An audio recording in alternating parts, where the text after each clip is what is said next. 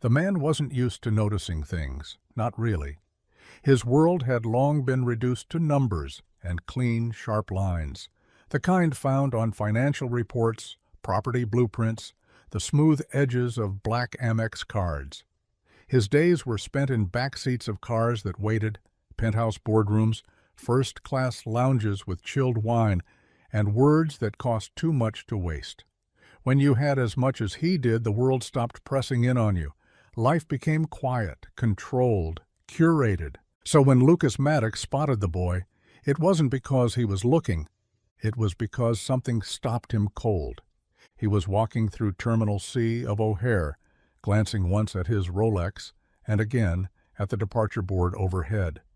His connecting flight to Boston had been delayed. He wasn't annoyed.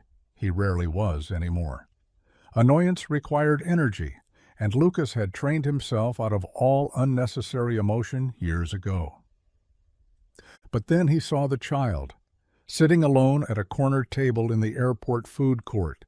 Small, still. No tablet, no toys, no companion. Just a plain paper tray in front of him, holding a half-eaten burger and a bottle of water. And pinned to the front of his faded red shirt was a wrinkled square of paper. That paper is what pulled Lucas toward him. The boy had dark curls that hung just above his eyebrows and hands that didn't stop fidgeting. He wasn't crying, wasn't scared, visibly, but he kept looking up at people passing by as if scanning for someone. His shoes didn't match. His backpack was unzipped. And the note. Lucas took a few steps closer, slow, unsure why he felt the urge to intervene. He was not the intervening type. He didn't get involved in strangers' business. But something about that paper, that crude attempt at explanation pinned like a badge of apology, made his chest tighten. He stopped 2 feet from the boy's table and crouched slightly, not wanting to tower. "Hey there," he said gently. "Mind if I sit?" The boy looked up, startled, but then nodded. Lucas sat. Close, but not too close. The paper on the shirt was handwritten in thick black marker, the letters uneven. "My name is Ben. I'm going to St. Louis. If I get lost, please help me find my plane." Lucas stared at the note for a long moment. Ben watched him. His voice was quiet when he said, "It's okay. You don't have to." Lucas blinked. "Don't have to what?" "Help. I'm okay. I've done this before." Lucas felt his throat tighten. "You've flown alone before?" Ben nodded, pulling a small piece of lettuce from his burger. "Twice." "Are you meeting someone on the other side?" Ben nodded again. "A lady. From the place." Lucas frowned. "What place?" Ben chewed for a moment, then said, "The place where I stay, until there's a forever one." It took Lucas longer than it should have to realize what that meant. Foster care. He looked down at the boy's shirt again. The faded red was stretched thin at the shoulders. The safety pin holding the note was bent, like it had been used too many times. The backpack on the floor beside the chair looked like it had been packed by someone in a hurry. There was a sock sticking out of the side pouch. Lucas sat back slowly. He didn't know what to say. Ben took another bite of his burger and asked, "Do you live at an airport?" Lucas blinked. "What?" "You're dressed nice. You look like someone who always flies. So I thought maybe you just live here." Lucas chuckled under his breath. "No, I don't live here." "Oh," Ben said. "I'd live here. It's got all the windows and sometimes people leave books." Lucas studied him. "How old are you?" "7," Ben said. "But some people think I'm 5. "Do you know what time your plane leaves?"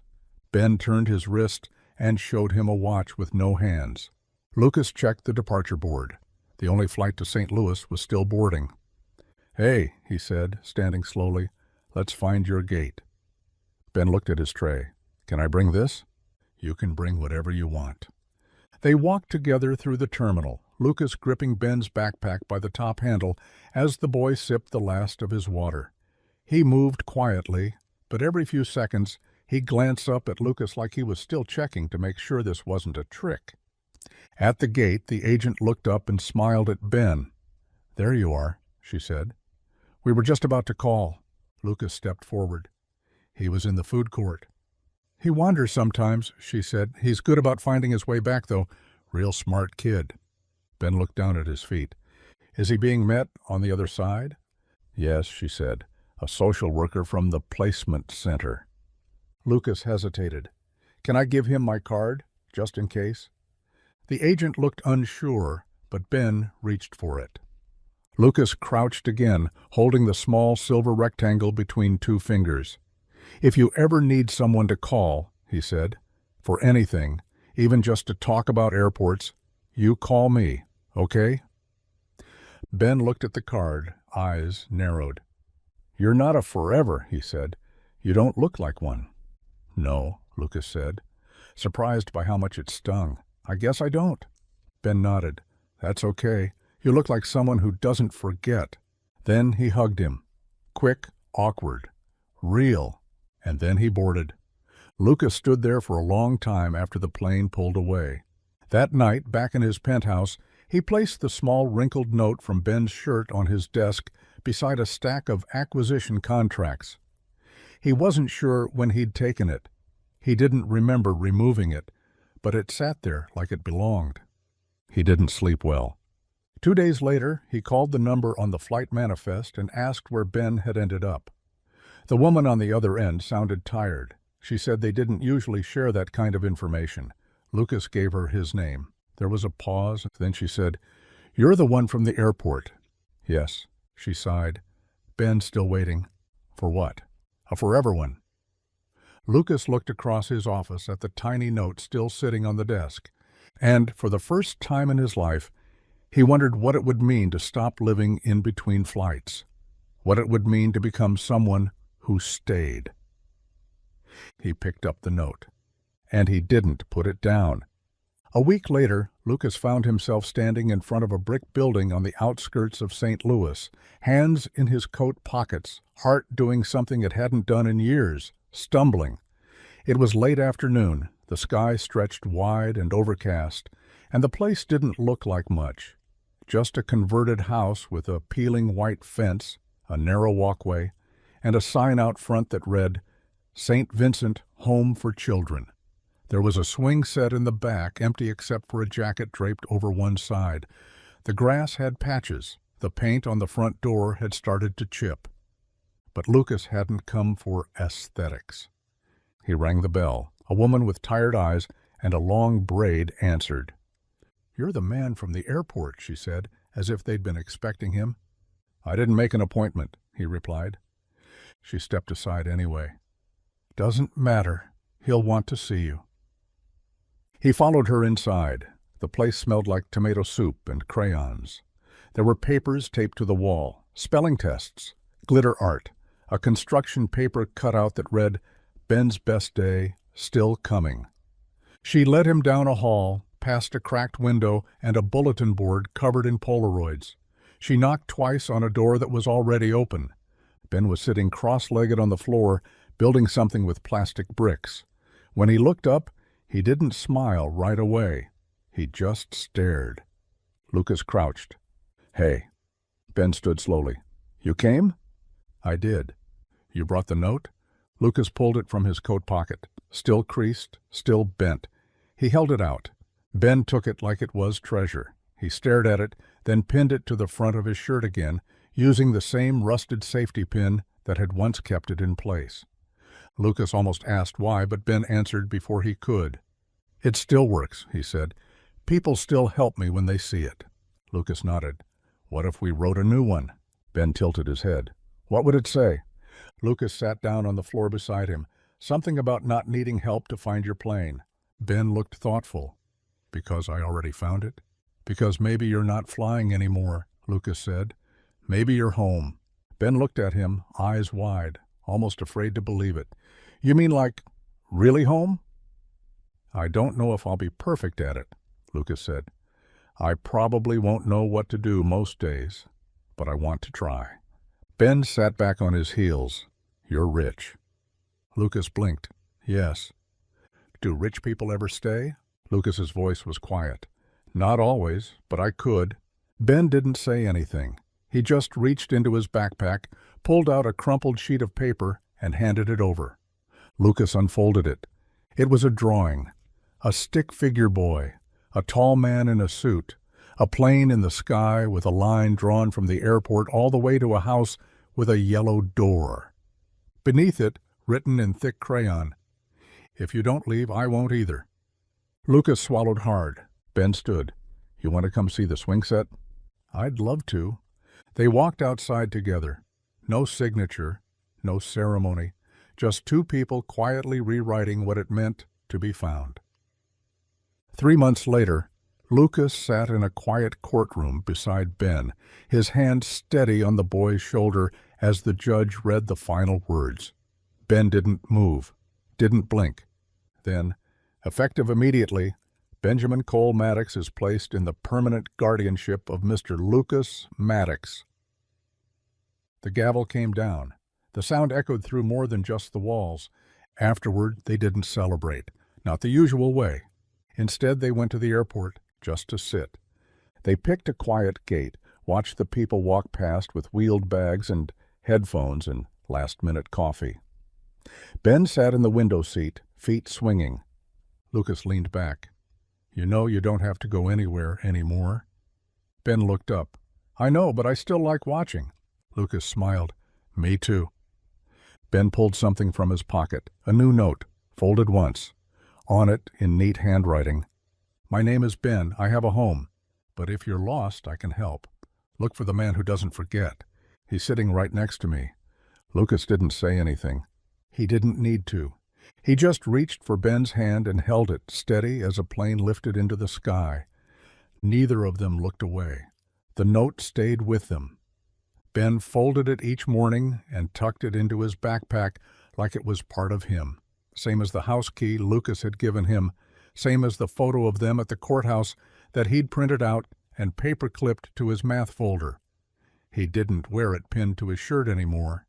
He didn't need to, but he still carried it, because it reminded him that he wasn't invisible, that someone had seen him, and more than that, someone had come back. They settled into a rhythm faster than either expected. Lucas hired a woman named Corinne to help with afternoons and school pickups, because he still ran a company, still took meetings, still had entire departments that relied on his signature. But he'd canceled all non-essential travel. For the first time in 15 years, his calendar had blocks of empty space that didn't feel like failure. Ben filled them. They cooked together. Well, Lucas mostly burned things while Ben followed the instructions. They played board games that made no sense and watched old animated movies Lucas had never seen before.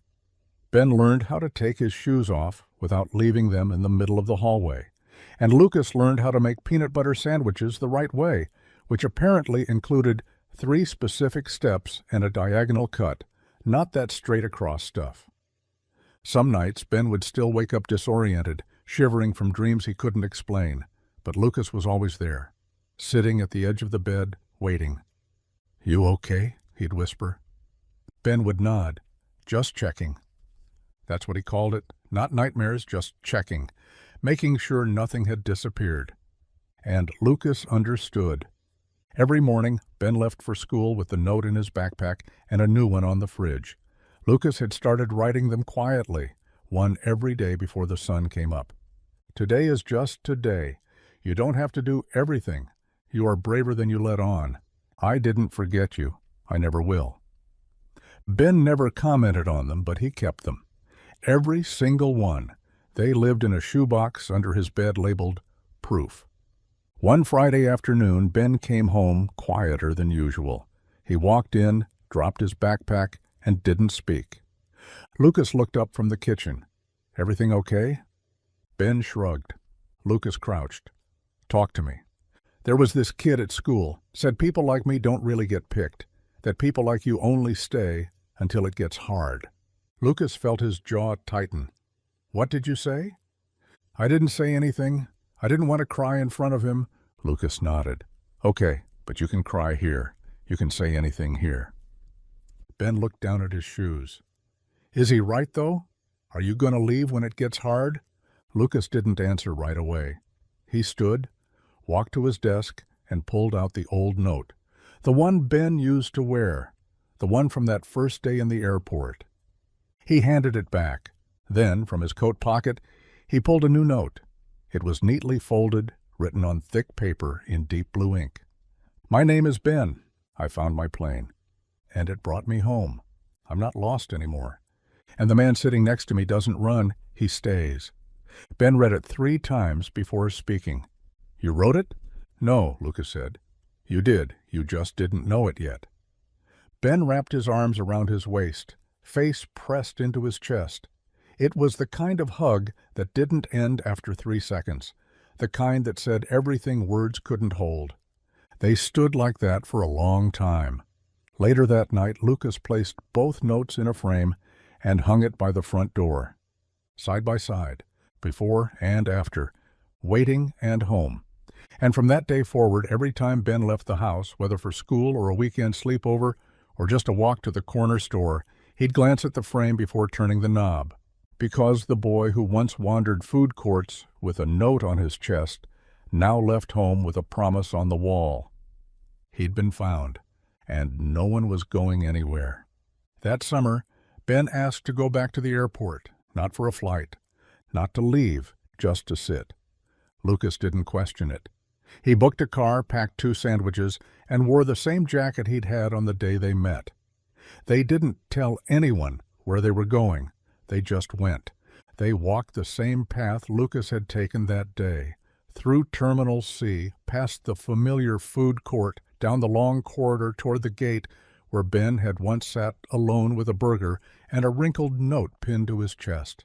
The chairs were new now, the flooring polished, the walls painted a brighter white. But the space felt the same. Ben chose a table near the window, set his sandwich down, and swung his legs over the edge like he used to. He didn't say anything for a while, just watched the planes.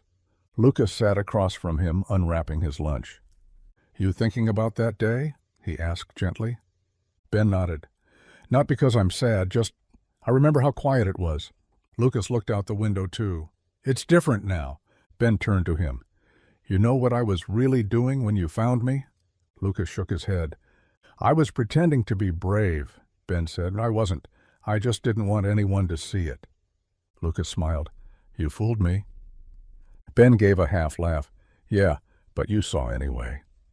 They ate in silence for a bit. Then Ben stood and walked over to the information board. He stared at it, scanning the destinations. After a minute, he pointed. "Gate 12. That one's going to Memphis." Lucas glanced at the board. "You know someone there?" "No," Ben said. "But maybe someone on that flight is scared. Maybe someone's doing their own pretending." Lucas didn't answer. He didn't need to. Ben pulled a folded piece of paper from his pocket, walked to the gate, and tucked it behind the corner of the check-in counter, half hidden, where only a wandering eye might find it. When he returned, Lucas raised an eyebrow. "What did it say?" Ben shrugged. "Something small. Doesn't have to be big." Lucas waited. Ben pulled out a second copy and handed it over. On it was written, "If you're waiting for someone to see you, this counts. I see you. You can breathe now." Lucas read it twice, then slipped it into his wallet. "That's your writing," he said. Ben shrugged. "Maybe, or maybe it's yours." They stayed until the sun dropped low behind the glass and the boarding calls began to echo across the terminal. Before they left, Ben walked back to the table and took out one last note. This one he slid under the napkin holder where he used to sit. Lucas leaned in and read it. "This is where I was found. You can be too. Love, a kid who thought he had to do it alone." They didn't talk much on the way home. Some things didn't need narration. Later that night, back in his room, Ben took out the shoebox from under his bed, his collection of notes, proof, memories, and added a new one. Then he sat on the floor with his knees pulled up and whispered to no one in particular, "I still don't know what forever looks like, but I know it stays." Down the hall, Lucas was writing too. He'd started keeping a journal, just one sentence a night. That day's entry read, "He's not just brave now. He's becoming someone else's reason to believe. And that, Lucas thought, is what it means to keep showing up. Not to rescue, not to fix, but to stay and to teach someone else how. Fall arrived quietly, brushing the edges of their days with cooler mornings, golden leaves, and longer shadows that crept across the front porch by dinner time. Ben had started 5th grade, a little taller than last year, a little steadier. He now carried a messenger bag instead of a backpack and insisted on tying his own ties for school events, even if they always ended up slightly crooked. Lucas noticed the changes, not just in Ben's posture or confidence, but in the way he now looked at the world, less like he was bracing for something, more like he was ready to meet it. One afternoon, Ben came home from school holding a letter, not one from a teacher or the school office, but one that looked handmade, folded in uneven thirds, with his name scrawled on the front in pencil. Lucas met him at the kitchen counter. "What's that?" Ben handed it over. "A kid in my class. He's new. Said he didn't know who else to give it to." Lucas opened it carefully. It wasn't long, a few sentences, messy handwriting, no signature. "I think I don't belong anywhere. But you looked at me like maybe I do. So I guess I'll try one more day." Lucas set the letter down slowly. "You okay?" Ben nodded, serious. "I know what that kind of day feels like. Did you talk to him?" Ben hesitated. "I didn't know what to say. I didn't want to mess it up." "You won't. Just say what you needed back then." That night, Ben sat at his desk for over an hour, writing and rewriting. He finally sealed an envelope and taped a small paper airplane to the front. Inside it said, "If you're wondering if it gets better." It didn't for a while. But then someone saw me. And now I know how to see people too. You don't have to do it alone. I'm still here tomorrow. The next day he tucked it into the other boy's locker before class. He didn't tell anyone else. But Lucas noticed the way Ben walked in the door that afternoon, lighter somehow, like he'd handed off a weight he'd carried far too long. They sat on the back porch that evening, wrapped in blankets, mugs of cider in their hands. Lucas looked over. "You're becoming the letter now?" Ben raised an eyebrow. "What do you mean?" "You used to need the words. Now, sometimes you are the words." Ben didn't answer right away. Then, "That kid, I don't know if I helped. You showed up, you stayed. That counts." Ben nodded. "I just don't want anyone else to feel like they're sitting at a table no one sees." Lucas looked out over the lawn, at the tree that had started shedding its yellow leaves like confetti. "Then you're doing exactly what you're meant to." A few days later, Lucas found a small notebook beside Ben's bed. Inside were pages of letters, not addressed, not signed. Some were only a few lines long. Some were just single sentences. "It's okay to stop pretending you're not scared. You are not the thing they forgot. The first person who stays changes everything." Lucas closed the notebook carefully and left it where he found it. That weekend they returned to the airport, not for a flight, but to deliver something. They carried a box together. Inside were copies of Ben's letters, hand-folded, each one with a small sticker that said, "For whoever needed this today." They asked the woman at the help desk if they could leave them. She looked at them for a long moment, then said, "We've had people leave business cards and lost keys and flyers for things no one wants." She smiled. This I'll make room for." They placed the box near the window seats.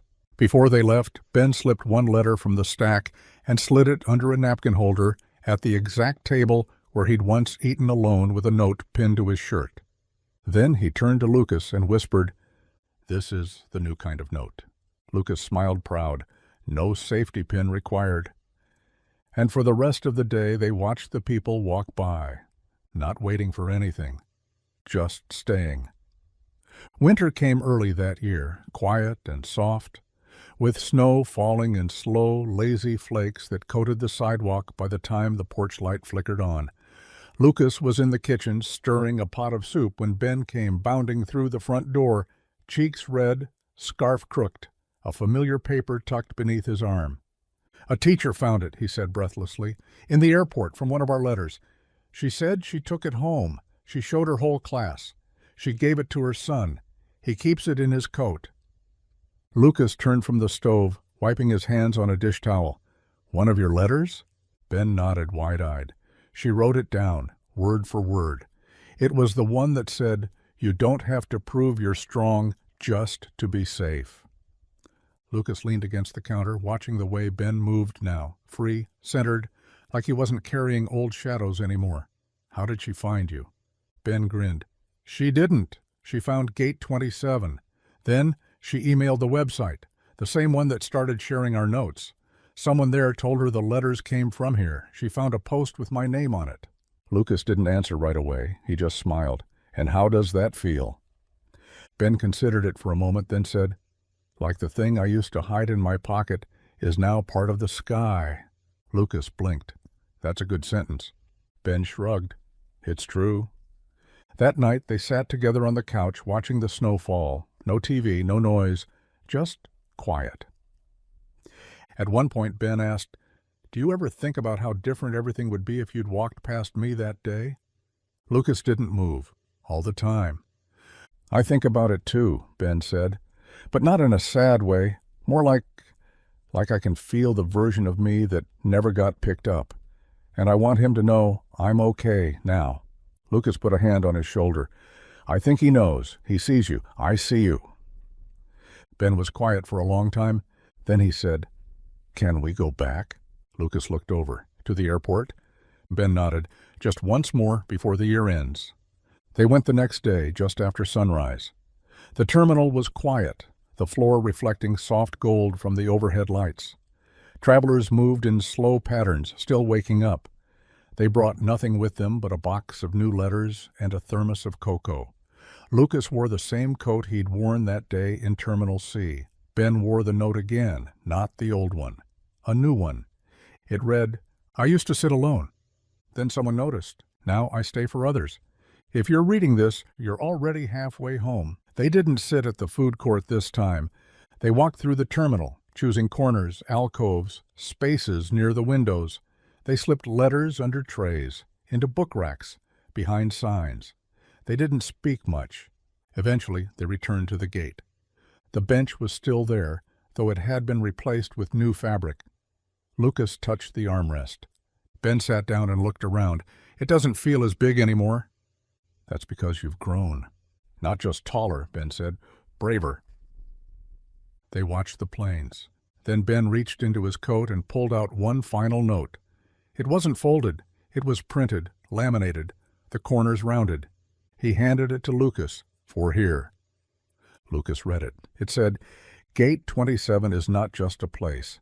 It's every moment someone chooses not to walk past. It's a bench, a breath, a beginning. If you've found this, you've been found. Sit, stay. You're safe now." Lucas read it twice. Then together they found a discreet spot on the wall, just to the right of the window. They mounted it with 2 strips of double-sided tape. They stepped back. Travelers passed, glancing up at it. No one asked what it meant, but one woman stopped, read it, and wiped a tear before continuing on. Ben whispered, "Think it'll help someone?" Lucas didn't look away from the sign. It already has. When they left, they didn't turn around. They didn't have to, because some stories don't close. They stay, just like the people who started them. By the time the new year rolled in, Ben had turned 11. The number felt enormous to him, bigger than it had any right to be. Double digits had come and gone, but 11 felt like a bridge.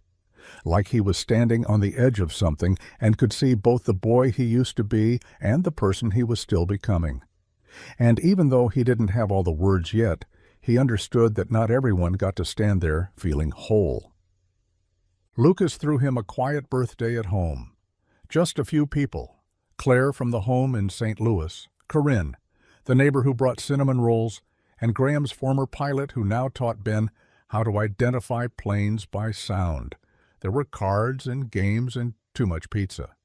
But after the last guest left and the wrapping paper was cleaned up, Ben pulled a folded letter out of his pocket and handed it to Lucas. "You already gave me a present," Lucas said. "This is different," Ben replied.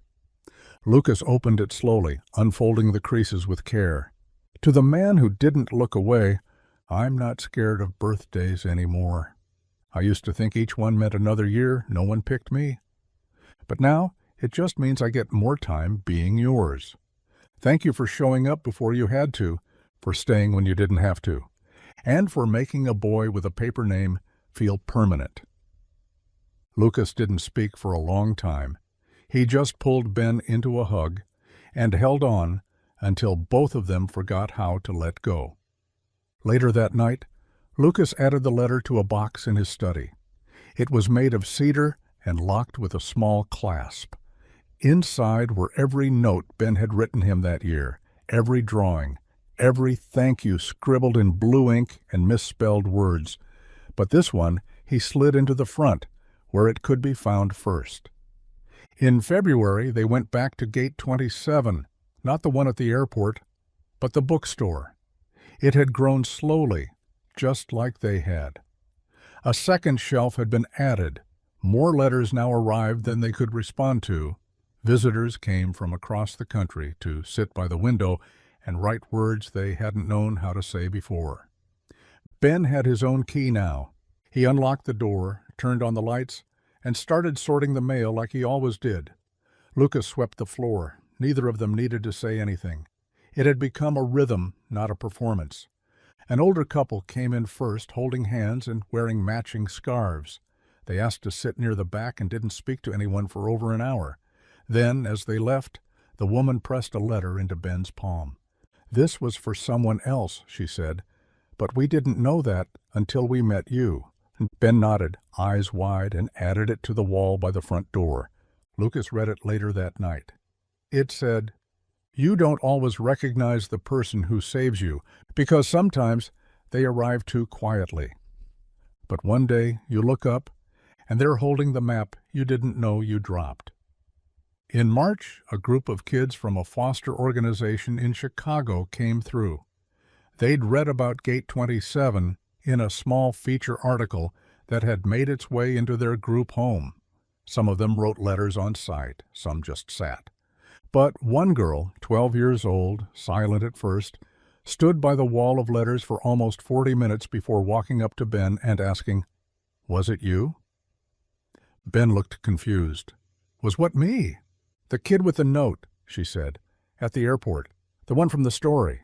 He nodded slowly. "Yeah, that was me." She swallowed hard. "I thought you were made up." "I used to think I was too." Then she pulled something from her backpack. It was a note, handwritten, torn notebook paper. "My name is Amira. I'm waiting to be picked up too. But I think I believe in people like you now, and that's enough for today." Ben read it 3 times, then folded it gently like it was something sacred, and slid it into the basket labeled "For the Ones Still Hoping." After they left, Lucas put a hand on Ben's shoulder. "You're part of something now that no one can undo." Ben nodded. "I know."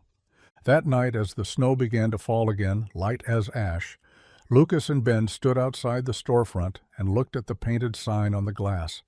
Gate 27. "You're not too early, you're not too late. You're right on time." Ben traced a finger over the letters, then leaned his head against Lucas's arm. "Do you think I'll always remember how it felt to be seen for the first time?" Lucas was quiet for a moment. Then he said, "I think the first time you're truly seen, it marks you like a compass. It always knows how to point you home." Ben looked up. "Even if you get lost again?" "Especially then." Inside, the lights glowed warm. The letters whispered quietly from their shelves. The bench near the window waited without rush or expectation. And somewhere in the dark, someone else was on their way, holding a note, hoping for one, about to walk through the door. Spring broke through the cold like it was pushing back against something older, something long and gray that had lingered too long in the air. Trees along their street bloomed pink and white. The bakery reopened its sidewalk tables, and the sun stuck around just a little longer each evening. Ben's routine changed with the season. He walked to school now, often stopping on the corner to wait for a younger boy who had just joined the neighborhood foster home. He didn't talk much, but Ben walked beside him anyway. Quiet counts, too. Lucas watched from the porch most mornings, coffee in hand, wondering how so much had changed in so little time, not just in Ben, but in himself. He used to see time in fiscal quarters, in flight durations, in silence between text messages that were always too late. Now he measured it by notes left on the fridge, by laughter from the hallway, by the way Ben said, "I'm home," like it was a promise instead of a routine. One Saturday in early April, Ben came into the kitchen carrying a shoebox full of folded papers. "I want to give them away," he said. Lucas looked up from the sink. "Your letters?" Ben nodded. "Not all of them, but the ones that helped me. I think maybe they've done their job." They spent the afternoon organizing the box, laying the letters out across the kitchen table, rereading some, pausing at others. Every single one had been written in a moment that mattered. Some were ink-blotted from tears. Others had smiley faces doodled in the corners like little shields. Lucas held up one of the earliest, the handwriting still wobbly. "I'm not brave yet, but I think I'm getting close." "You want to keep this one?" he asked. Ben shook his head. "That one belongs to someone else now." They bundled the letters with twine and added a note on top. "These are borrowed pieces of courage. Take what you need. Leave some if you can." The next morning they carried the box to gate 27 and placed it on a low shelf near the bench in the front window. Within hours, 3 were already gone. That afternoon a boy came in, 12, maybe 13, with a group from a youth home outside of town. He didn't say anything, just sat on the floor, pulled one letter from the box, and read it 4 times. Then he stood, slipped it into his coat pocket, and walked over to Ben. "I thought I was the only one who felt like I wasn't built right," he said. Ben didn't flinch. "Me too, but turns out I just needed different instructions." The boy nodded, then quietly, "Thanks for writing it." "I wrote it to myself," Ben said, "but maybe it was always meant for you."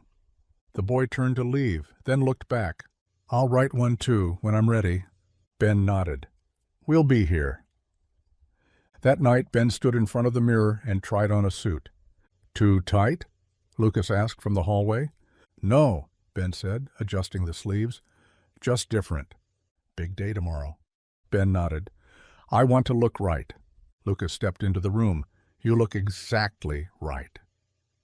The next day, Ben stood on stage at a community center auditorium packed with kids, foster parents, social workers, and people who had been touched by the letters of Gate 27. He was the youngest speaker at the annual youth advocacy event. No podium, no slides, just him, his voice, and a folded piece of paper in his pocket. He told them the story about the burger, the backpack, the note pinned to his shirt, the man who stopped, the plane he didn't miss. He didn't read from anything. He didn't need to. He ended with one sentence. "I don't write letters because I was rescued. I write them because someone reminded me I was worth finding." The crowd stood before he even stepped off the stage. Afterward, a girl no older than 8 ran up to him with a wrinkled letter clutched in her hand. "This was yours," she said breathlessly. "I got it at Gate 27. I carry it in my backpack every day." Ben crouched. "Can I read it?" She handed it over. It said, "Even if you don't know who you are yet, someone is going to be so glad you exist. Please wait for them. They're on their way." Ben handed it back, gently. "I wrote that for me once, but it belongs to you now." She grinned. "I'm going to write one too." "I hope you do," he said. "We need more letters." That evening, Lucas and Ben returned home, the suit hung carefully back in the closet, the crowd's applause still echoing in quiet corners of their minds. They sat on the porch, watching the stars begin to show up one by one. Lucas turned to him. "How does it feel?" Ben smiled, like the kid who used to sit at the airport finally made it past the gate. Lucas reached over and rested a hand on his shoulder. "No," he said. "You didn't just pass through. You built the terminal." And in the soft light of that spring night, Surrounded by the proof of all the things they never thought they'd get to keep, they sat still. Not waiting, not wondering, just staying, exactly where they were meant to be. Summer came early with air that shimmered above the pavement and evenings that stretched long enough for second helpings of ice cream on the porch. Ben had started sleeping with the window cracked open, letting the cicadas and far-off sounds of cars become part of the soundtrack of his room. He was growing fast now, taller, leaner, more curious. The boy who once asked if forever was a real thing had stopped asking. Not because he stopped wondering, but because slowly he'd begun to trust the answer. One night in late June, he sat across from Lucas at the kitchen table with 2 open notebooks between them and a half-eaten bowl of cereal that had gone soggy from neglect. "I want to do something new," Ben said. Lucas glanced up from his laptop. "Like what?" "Letters are good," Ben said, "but I think I want to talk, not just write." Lucas closed the laptop. "Talk to who?" "Everyone," Ben said. "The kids who are still in it, the ones who don't know what staying feels like yet." Lucas leaned back. "You thinking about a video? A speech?" Ben shook his head. "A podcast." Lucas raised his eyebrows. "That's big." Ben smiled. "So were the letters, at first." He launched it 2 weeks later. Gate 27, the voice series. It opened with his own story, told plainly. No music, no edits, just Ben speaking into a mic in his bedroom, reading the original note that had once been pinned to his shirt. "My name is Ben. I am going to St. Louis. If I get lost, please help me find my plane." Then he said, "I found it." This is what happened after. The episodes came weekly, short, 15 minutes or less. Sometimes he read letters from the archive. Sometimes he interviewed other kids, now teens and young adults, who had sat at the edge of systems and wondered if they mattered. Sometimes he just talked about fear, about waiting, about how hard it is to believe in people when you've been let down too early, too often, about what it means to be believed in anyway. The response was immediate, quiet at first, then louder. Emails, messages, reviews, kids writing in from places Ben had never heard of, group homes playing the episodes during breakfast. A school counselor in Montana who emailed Gate 27 to ask if they could print every transcript and keep them in the nurse's office.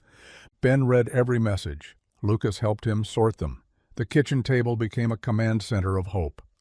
One day, Ben opened a letter from a boy in Arizona. It had been mailed by hand, folded and taped shut. Inside, "I was going to run away. Then I heard you say, 'You matter even before someone chooses you.' I didn't run. I'm still here." Ben didn't speak. He just handed the letter to Lucas and wiped his face with the sleeve of his T-shirt. The next podcast episode was dedicated to that boy. Ben's voice shook a little when he said, "You stayed. I can't tell you how proud I am of that. I'm not here to fix you. I'm just here to sit with you in it, like someone once did for me." That line was quoted everywhere. The phrase, "I'm just here to sit with you in it," became the new unofficial motto of Gate 27. It was printed on the front window. It was embroidered on a pillow someone mailed in. It was written in chalk on sidewalks outside a school in Philadelphia. The letters didn't stop. Neither did the kids. One afternoon in July, a boy named Malik showed up at the door with a worn backpack and a folded letter in his hand. "Is this the place?" he asked Lucas. "The one from the story?" Lucas opened the door wider.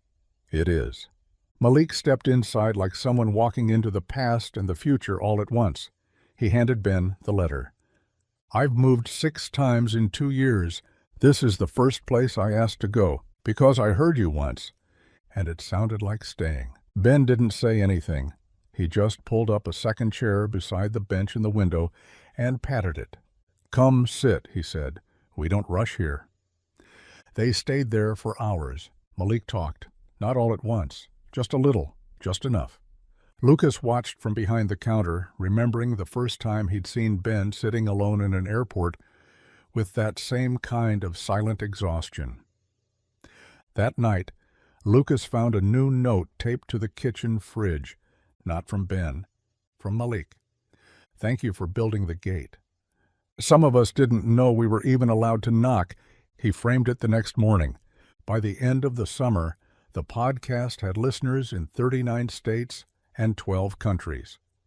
But it wasn't about reach. It never had been. It was about answering, about letting someone's silence find an echo, about holding space wide enough for someone else to say, "Me too." Ben still wrote letters, still read them out loud. But now his voice traveled through headphones, through late-night car rides, through shelter bedrooms and waiting rooms and borrowed earbuds. He was no longer just writing what he needed to hear. He had become the voice someone needed to follow home. And like the gate that had once opened just for him, he now opened it for everyone. No ticket required, just a heart willing to stay. By early August, the air had shifted again, not cooler, not yet, but slower, softer, like the sky itself was leaning closer to listen.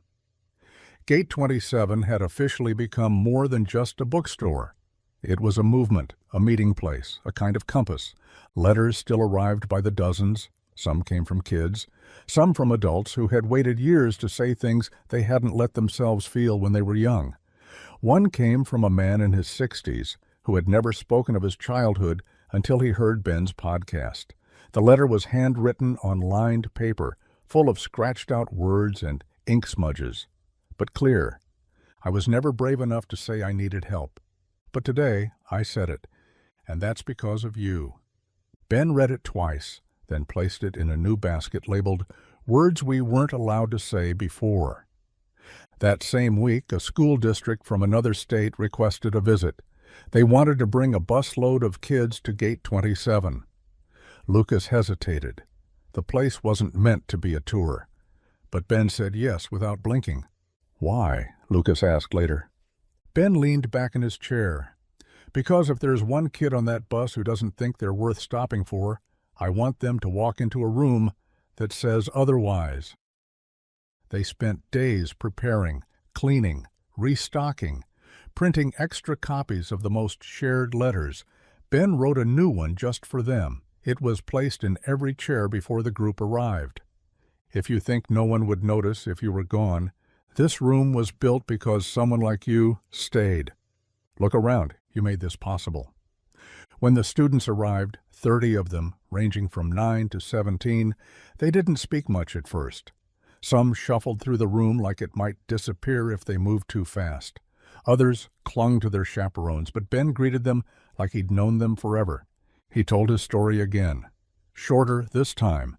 No need for the full version. He didn't have to convince them. He just had to make space. And they filled it. Letters were pulled from baskets, new ones written on blank cards left on tables. One girl sat down at the bench in the window and didn't get up for 40 minutes.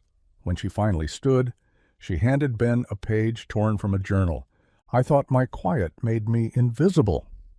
Now I think it made me careful. And maybe that's a kind of strength." Ben taped it to the wall. No glass, no frame, just thumbtacks and truth. As the bus pulled away that afternoon, one boy waved from the back window. He hadn't spoken the entire visit. But just before they turned the corner, he pressed a note flat against the glass for them to see. "I don't feel so small anymore." That night, Ben sat on the floor of his bedroom with letters spread all around him, some folded, some barely legible, some left behind on accident. He wasn't sorting them, just being near them.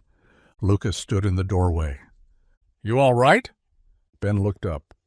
"I keep thinking about how many people we'll never meet, but who still found something here." Lucas crossed the room and sat beside him. "They don't have to know your face, they know your voice." Ben nodded. "And your stay." Lucas smiled, quiet. We stayed together. Ben reached for a letter from the very first stack, the original ones he used to keep in his shoebox. "You don't have to earn love by being easy to keep. You just have to be." He held it up. "Do you think I should retire this one?" Lucas shook his head. "That one still matters." The next day they printed it on a postcard. They made hundreds. slipped them into envelopes and mailed them to shelters, schools, foster homes, community centers. No cost, no explanation, just a line on the bottom. From Ben, for you, from Gate 27. Later that month, a small brown package arrived at the shop. No name, no return address. Inside, a note. Found your letter in a library book in Detroit. Wasn't ready to read it then. I am now. Underneath it, another piece of paper. Faint blue ink. Typed. Dear kid with the note on his shirt. You helped me see my own reflection for the first time. Now, I'm going to help someone else see theirs. Thank you for holding the door open this long. I'm stepping through now. And I'm not going back. Ben didn't frame it. He carried it in his pocket for 3 weeks. It was still warm from the truth of it. At the end of the summer, they hosted a gathering, just a few people, the first ever for Gate 27. Kids who had found their way through the podcast, the letters, or the bookstore itself. No speeches, no formalities, just a table in the center with blank pages, a stack of pens, and a sign that said, "Write what you needed, or what you wish you'd heard. Someone's waiting." Ben stood by the window and watched as they wrote. Some in silence, some in tears, some with smiles that cracked open something long closed. And he thought, this is what it means to be kept.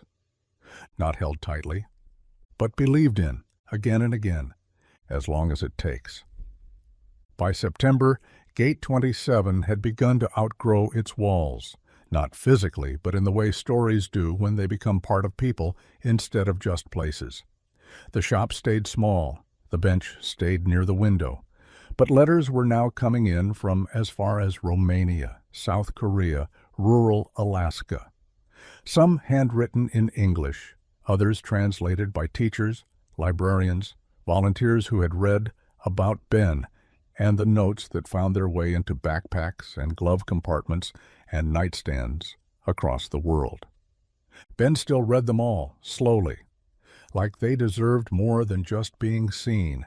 They deserved to be held. One evening, Lucas came into the shop late after closing. Ben was sitting cross-legged in the middle of the floor, surrounded by open envelopes and the soft shuffle of paper. Lucas leaned against the doorframe. "Do you ever wonder how many people your words have reached?" Ben looked up. "No," he said.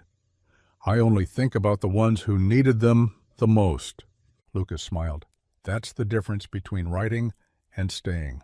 Ben nodded. "Letters are the start. Staying is the answer."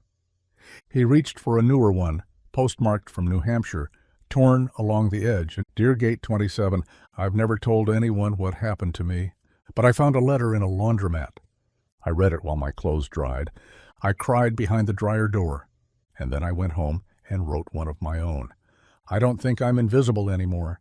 It was unsigned." Ben whispered, "I hope they know what they did, that they wrote their own rescue." Lucas stepped forward, crouched beside him, and set down a new folder. "What's that?" Ben asked. "Applications." "For what?" "To help," Lucas said.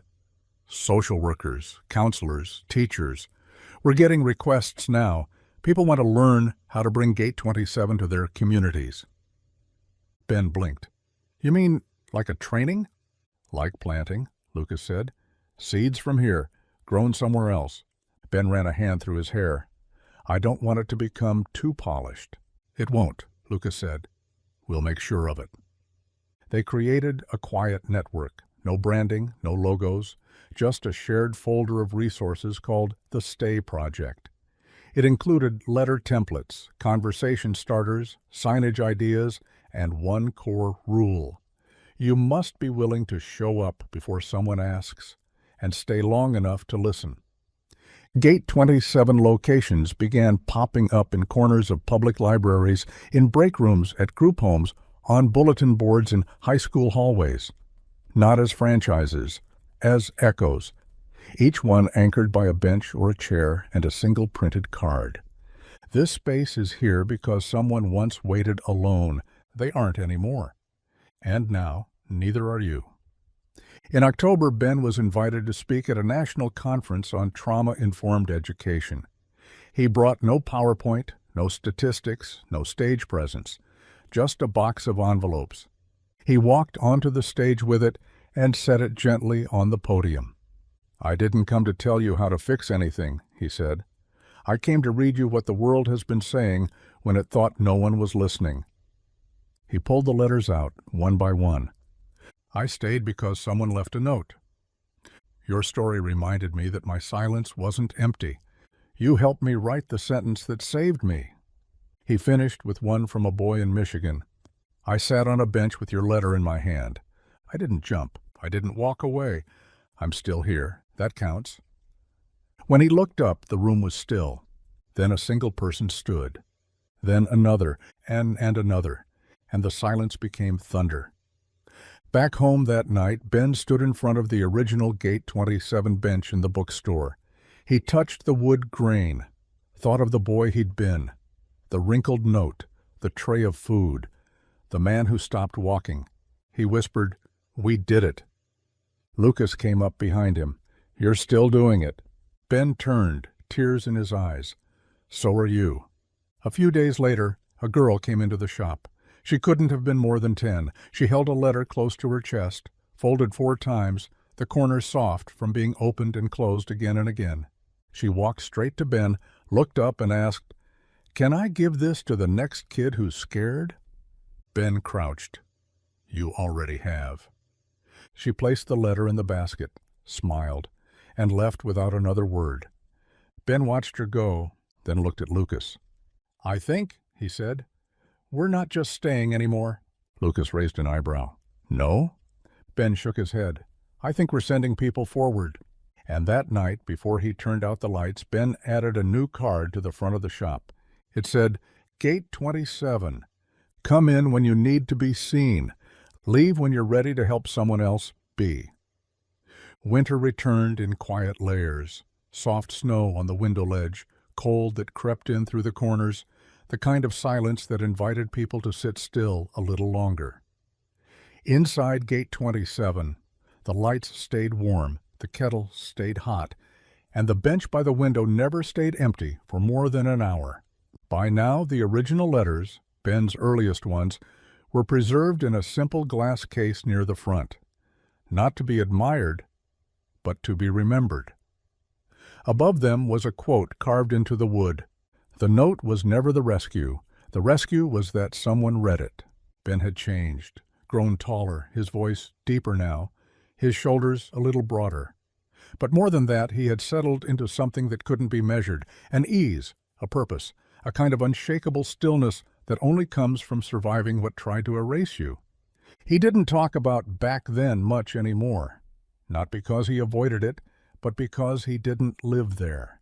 He lived in the now, in the letters that still arrived by the boxful, in the stories sent to Gate 27 from shelters and schools and bedrooms where someone had whispered the words, "Me too," into the dark.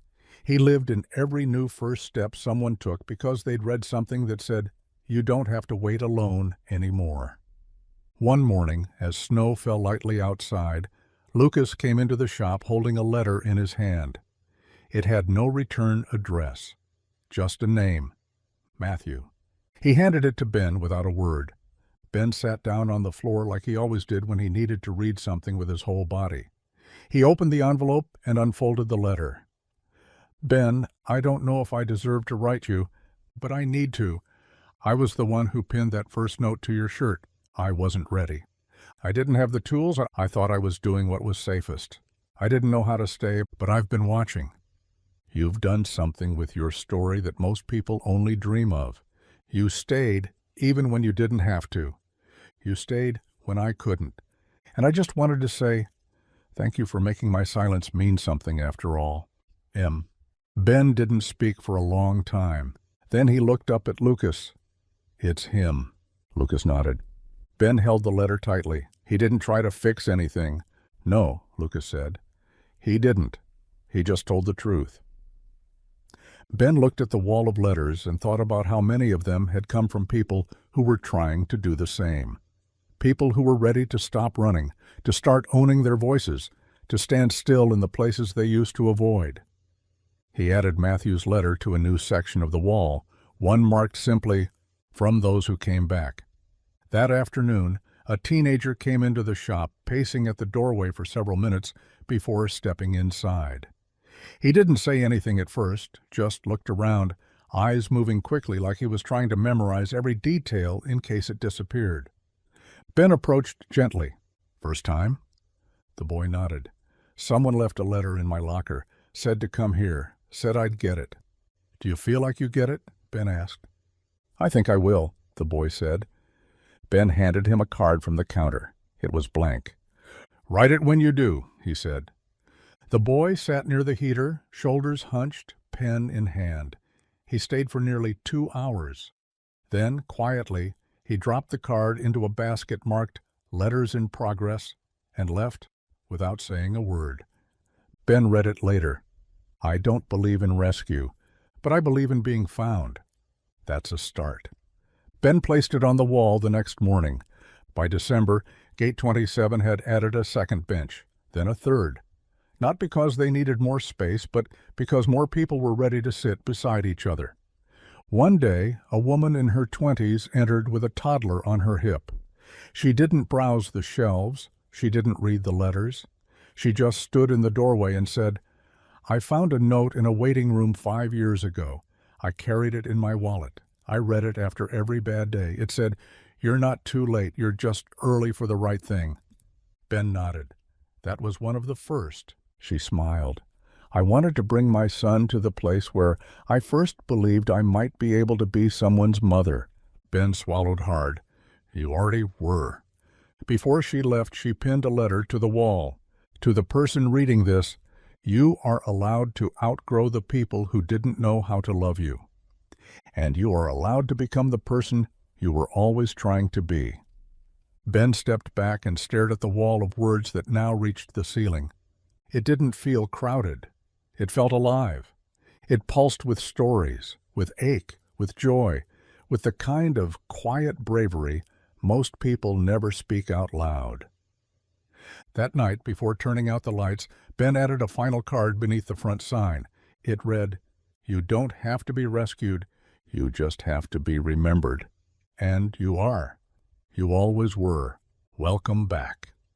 Then he turned off the lights, locked the door, and walked home under a sky full of stars, every one of them still burning, every one of them still here. Spring returned not with fanfare, but with a kind of soft certainty, like something had decided it was finally safe to grow again. The sidewalks outside Gate 27 were lined with tiny purple flowers that burst through cracks in the pavement, stubborn and brave, the way stories often begin. Inside the shop, the morning light pooled across the floorboards, catching the corners of old letters, the spines of worn books, the bench cushions warmed by the sun. There was a new shelf now, labeled "Letters That Became People," filled with stories written by visitors who had once come in quiet and uncertain, and left with something louder than words: direction. Ben arrived early that day, earlier than usual. He'd been writing a new entry for the podcast, something he hadn't done in a while, not because he was done talking, but because lately more people had been speaking back. He'd needed time to listen. He sat behind the counter with a fresh page in front of him, the mic already set up. He clicked record. "This isn't an episode," and he began. "This is a thank you note." He paused. "To the first person who saw me, thank you. To the second person who stayed, thank you. To the third person who said me too, thank you. And to the 100th person, and the 1,000th, and the next one coming through the door, thank you for turning survival into something sacred." He let the silence settle, then clicked stop. Later that afternoon, Lucas stopped by with 2 iced teas and a stack of letters in a cloth bag. "These are from the school in Tulsa," he said. "They made their own Gate 27 corner. Counselor said they needed more letters for their wall." Ben smiled, pulling the letters out one by one. Most were written in crayon. Some were drawings. One simply said, "I didn't want to go to class today. Then I read your words. Now I'm here. That's enough." Lucas set down his tea. You've built something bigger than the room." Ben didn't answer. He just added the new letters to a pile near the shelves. His hands were gentler than they used to be, like he knew what it meant to hold something that had once felt impossible to say. That evening, as the last few visitors drifted out, a boy with a cast on his wrist lingered near the door. He was maybe 11, skinny, quiet. "You're Ben?" he asked. Ben nodded. "Yeah. My foster mom said I should come, that I'd feel better if I did." "Do you?" The boy hesitated. "Not yet." Ben smiled softly. "That's okay, we don't rush here." The boy looked around. "Is it weird that I don't want to talk?" "No," Ben said. "It means you know what you need." The boy held out a folded piece of paper. "Can you read this after I leave?" Ben took it with both hands. "Of course." The boy didn't say goodbye, just walked out into the fading light, his cast catching the last of the sun. Ben unfolded the paper. "I don't know if I belong anywhere, but this felt like a maybe. And maybe is the most I've had in a long time. Thank you for the maybe." Ben didn't frame it. He didn't need to. He placed it under the cushion of the bench in the front window, the same place he'd once hidden his own first letter before he'd been brave enough to share it. That night he and Lucas sat outside on the porch, watching the stars come out one by one. Ben broke the silence. "You ever wonder what would have happened if you hadn't stopped that day?" Lucas didn't answer right away. Then he said, "All the time." "I think I would have made it eventually," Ben said, "but I wouldn't have known how to bring anyone with me." Lucas nodded. "And now you're bringing everyone." Ben leaned back in his chair. "Not everyone, just the ones who leave their own notes behind." A breeze swept across the porch, warm and light, and somewhere down the street, wind chimes rattled softly like a voice half remembered. Inside Gate 27, the letters slept. But even in stillness they stayed, waiting, welcoming. And when the next visitor came, hesitant, quiet, unsure, they would find what every soul secretly longs to see when they're not sure they belong. A place that answers before they even speak. A place that says, "We saved you a seat. You made it. You're right on time." By mid-May, the days grew longer in a way that felt almost generous. The light stretched across the bookstore floor like it belonged there, warming the letters that had been read and reread until the creases were soft enough to whisper. The door to Gate 27 stayed propped open more often now, not just for the breeze, but for the people who still paused on the sidewalk, unsure if they were allowed to come in. Ben always said the same thing, every time. "You already belong. We've just been waiting for you." One afternoon, a woman came in holding a suitcase in one hand and a crumpled envelope in the other.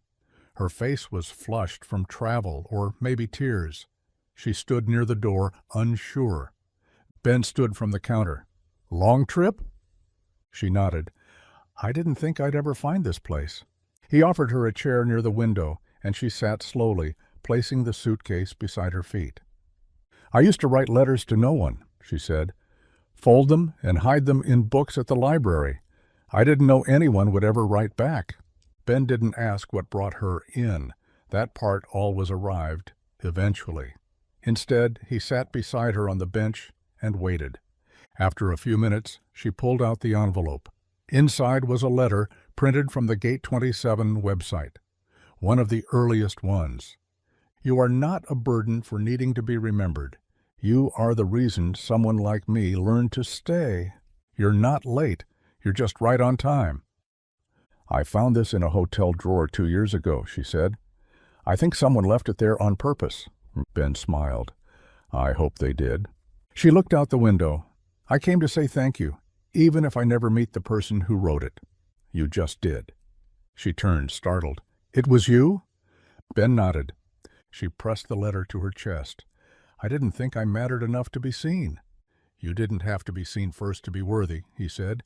"You only had to arrive." She cried then, not loudly, not all at once, just enough to soften the air around her. Ben left her there with the letter and returned to the counter. When she finally stood to go, She left behind a new note folded neatly and placed in the next one's coming basket. Ben unfolded it after she left. It read, "This time, I didn't run. This time, I opened the door and stepped in. I'm leaving this note behind for the version of me who's still afraid. You're welcome here too. I'll wait as long as it takes." That night, Lucas returned from a short business trip, his first in over a year. He found Ben sitting on the porch, feet bare, holding a worn-out copy of the first-ever Gate 27 transcript. "How'd it go?" Lucas asked. "Good," Ben said. "A woman came. She found us through a letter left in a hotel room." Lucas smiled. "They're everywhere now." Ben nodded. "I think they're starting to find each other." Lucas sat beside him. "The letters?" "The people," Ben said. "The ones who read something and finally believe they weren't waiting alone." He looked up at the stars starting to blink into view. "You remember what I said in that very first episode?" Ben asked. Lucas thought for a moment. "You said it wasn't a rescue. It was a thank you note." Ben nodded. "I think it still is. Everything we've built, every word we've shared, all of this, it's a thank you. To the people who kept breathing when it hurt. To the ones who waited in lobbies, in foster homes, in hospital chairs, in classrooms that never called their name." Lucas put a hand on his shoulder. "To the boy who waited in an airport with a note on his shirt." Ben smiled. "To the man who saw him." They sat in silence for a while. Then Ben said, "I want to write something new, not a letter, not an episode, just a sentence, something simple, something someone can carry." Lucas raised an eyebrow. "What would it say?" Ben didn't hesitate. "You're not a question. You're the answer someone is waiting for." He didn't frame it. He didn't post it, and he wrote it on a small card and slipped it into the coat pocket of a kid who had stopped by earlier that day. Nervous, distracted, cheeks red from trying not to cry. And when that kid found it later, on a train ride home maybe, or in the quiet of a borrowed room, they would read the words and know they weren't just surviving. They had just been found.